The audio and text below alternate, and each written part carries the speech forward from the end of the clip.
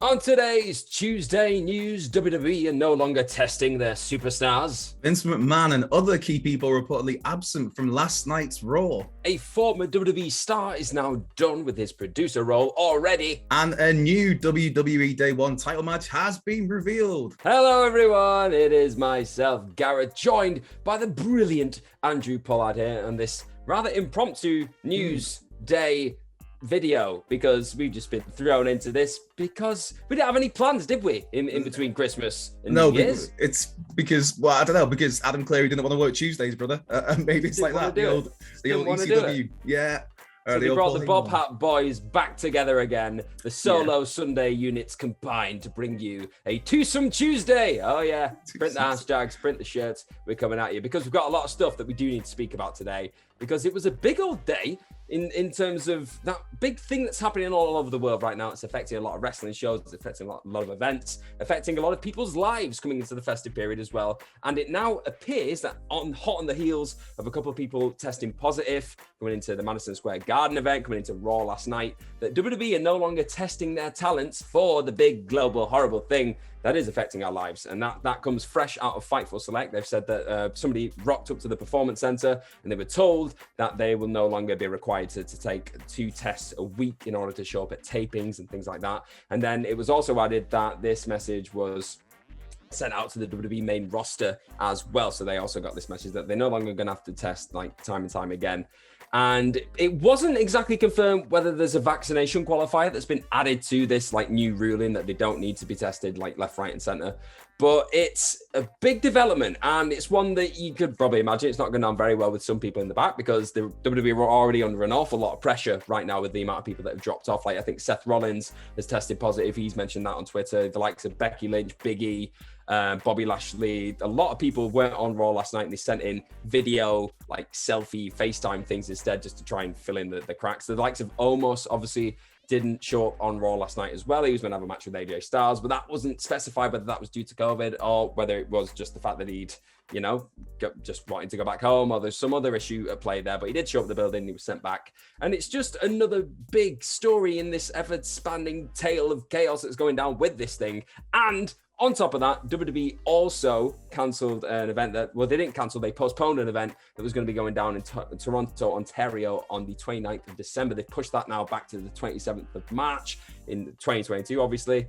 And WrestleVotes have also reported that the Day 1 pay-per-view that WWE have got going on this week, just to add to the chaos, add to the madness, they've got that going down, and they still are hoping that this event goes off without a hitch, and then they have all these matches that they've already planned, and they're not going to change those up. Obviously, this is a seriously fluid situation, and things could pretty much change within the hour. So a lot of stuff there to get into, Pollard. Yeah, loads, dude. The fact that the testing isn't taking place, that kind of, I don't know, that throws up questions. But like you said, maybe there is a qualifier where you have to provide your own results of some other sort of test, as we try and get through this story without really mentioning the key words involved. But yeah, while there were people there was all those absences, because Seth obviously has gone out public and said why he's been absent. But then there was the live events, the Madison Square Garden event on, I think it was Boxing Day, where there was Bianca was missing, Big E was missing, Bobby Lashley, Becky Lynch, Seth Rollins, all of those that you named, and all of those are in pretty heavy duty matches for Day 1, which is, as you mentioned, alluded to, it's like 3 days away from as we are recording this now. And I did see WrestleVotes as well said that if Day 1 took place yesterday, it would pretty much be a completely different card. And so the hope is that anyone that's dealing with issues will be back up and running in time for Sunday, Saturday, when's New Year's Day? It's 3 days from now, which is Saturday. I'm trying to do maths in my head. It's been a long festive period, and like you said, we've been thrown together with this, which is why hats have been used, obviously. But to follow your lead on that one, talk about the lack of testing now that WWE is doing.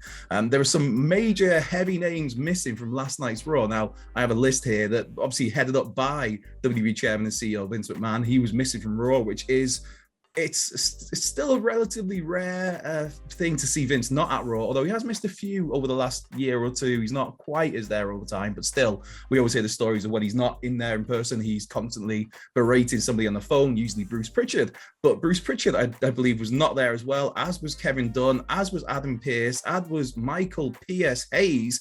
So all of the people you historically think of as the inner circle, Vince's inner circle, the bigwigs, the upper management of WWE. Seemingly, they weren't at Raw last night in Detroit. There's no reason been put out there as of yet. No explanation as to why they were absent. Maybe they were just having time at home with their families over the holiday season. Maybe there's something more sinister to it. Maybe it was just, I don't know, maybe they were trying a fresh approach of letting someone else run it and see what happens, because let's face it, it can't get much worse than what we've seen over these last 18 months, 2 years, 3 years, 4. If I start going back to when Raw was last good, I go back a long time in my head. So a very long time. And it's one of those things with McMahon as well, because he's been such a present force, like on Raw, just in general. You look at him with the Austin Theory storyline that's been going on in recent weeks. So his absence was very much noticed last night, because he wasn't there to slap Austin Theory around. So it's an interesting development. But like, speaking of like backstage in general right now being a bit of a nutty place in terms of changing up, people sometimes not being there, and people who just joined as producers suddenly going, nah, I'm all right. We've got Jimmy Wang Yang, who did precisely that, I think a couple of days ago now. He's obviously a former WWE guy, WCW, TNA, Ring of Honor, you name it. This guy has been everywhere, but he's done. He's finished. He was part of like a tryout process that started in October, and PW Insider have now reported that after a few weeks, he said, nah, I'm all right. And he's just decided the job's not for him. And he's going to move on. He's been credited with producing a few segments that we've seen on Raw, a few matches as well, on SmackDown as well. So we've seen he was the person credited for producing Reggie's win over R-Truth on December 2nd. And that was on WWE Main Event. That wasn't on Raw. That was on the Main Event show. He teamed up with Sean Daivari to produce United States Championship win over Apollo Crews on Raw. And he also teamed with Devon Dudley to produce Angel Gaza, or Angel, whatever you want to call him at this point, his Thanksgiving leftovers throwdown with Rick Boogs, and that was on SmackDown on November 26th. So he's had his fingerprints on a few different matches that have been going on WWE programming as of late.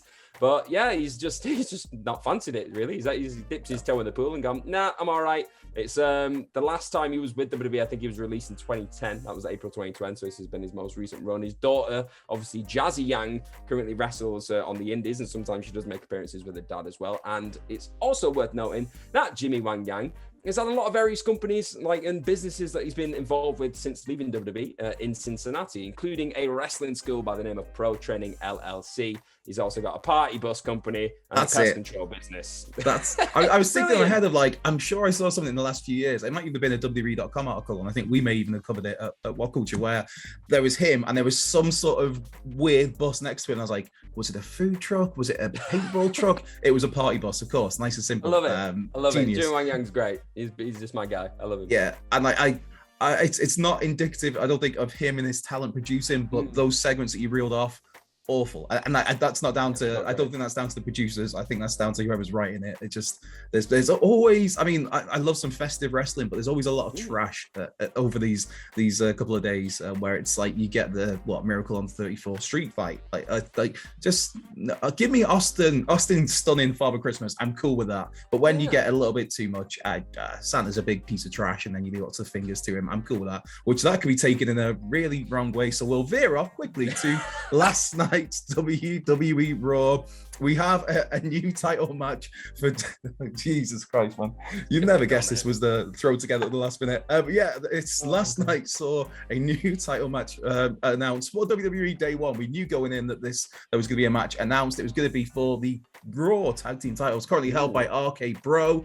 Of course, they're RK Bronement. And it was the Mysterios losing against the Street Profits, which means the Street Profits will now challenge for the Raw tag titles at Day One, adding to a card that on paper looks rather good, but as we mentioned, let's see what matches actually take place by the time we get to Day One on New Year's Day. But it's a decent card. Out the teams that are on the table there, would you prefer to see the Mysterios, or would you prefer to see the Profits get that smoke against RK Bro? It's a bit of a win-win, I'll be honest. I was happy with either team just coming out of this. I thought it was a great, fun TV match that they had. And then just, to be honest, it was a bit anticlimactic seeing Dominic Mysterio pull out his frog splash after Montez Ford nearly took off doing his, which is just, nobody should be able to do a frog splash in WWE now that he does his. It's just they embarrass themselves. I know it's a tribute to Eddie Guerrero, so rest in peace, all the best of it. But it's just, magnificent watching Montez Ford do his thing. And I also loved as well, just kind of veering away from the challengers, going more towards the champions. There was a lovely little tease from Randy Orton going for a little RKO on Riddle. Like after they had a big hug together, he like went for it and did a bit of a joke, and they were like, "Oh, that's what I do." Yeah. He's gonna do it eventually. I'm telling you, coming into Mania season, it's happening. So I'm okay with this. I think it's gonna be a good match. And then if it means we see that aforementioned frog splash go into an RKO out of nowhere at day one, I will be a very, very happy chappy. I think if that happens, that has the potential to be one of the great RKO moments, the reversals. We've seen them over the years. Only yesterday, I have no idea why I was thinking of this yesterday. This is how sad my life has been over the festive period. But I was thinking of the Seth Rollins one at WrestleMania from the curb stomp. It counted into the RKO. It's like, oh man, we've seen lots of sweet ones as the Evan Bourne, where the shooting star pressed and just caught him nicely. There's some with CM Punk where coming in off the bounce or springboarded in off the top rope but getting caught. WrestleMania 27. There's lots of great RKOs over the years. And that I know it's that could be one at day one, and I think that's a match to look forward to. But yeah, like I said, the bigger picture is right now what we're gonna get period at day one. That remains to be seen. And we remain to be seen whether we're going to be on news duties again tomorrow, Gareth Morgan. It's all up in the air. But we love this. This is that period, this time of year where you don't know what day is what, you don't know what time it is. You're not supposed to. You should be sat there right now, stuffing your face on like 2-day-old leftover turkey and drinking loads of beer and just having the time of your life, watching some wrestling and watching news videos like this. And if we can bring them to you, then that is our job done. And hopefully we'll have more content dropping to you left, right, and center before the new year, before day one lands on our screens. Hopefully, fingers crossed, because we don't know what's going to happen with that card as well. But I have been Gareth from WhatCulture Wrestling. You can follow myself on Twitter at gmorgan04. Where can they find you, Mr. Pollard? Hey, follow me at Culture Left Peg. And in terms of that extra content that may be on the way before New Year, just to throw in a cheap plug, an interview I did a couple of days ago with Matt Cardona promoting Impact's Hard to Kill. That should be dropping at some point later this week. But again, I've lost track of days. I think we're on Tuesday. It might be arriving before the end of the week. We'll see.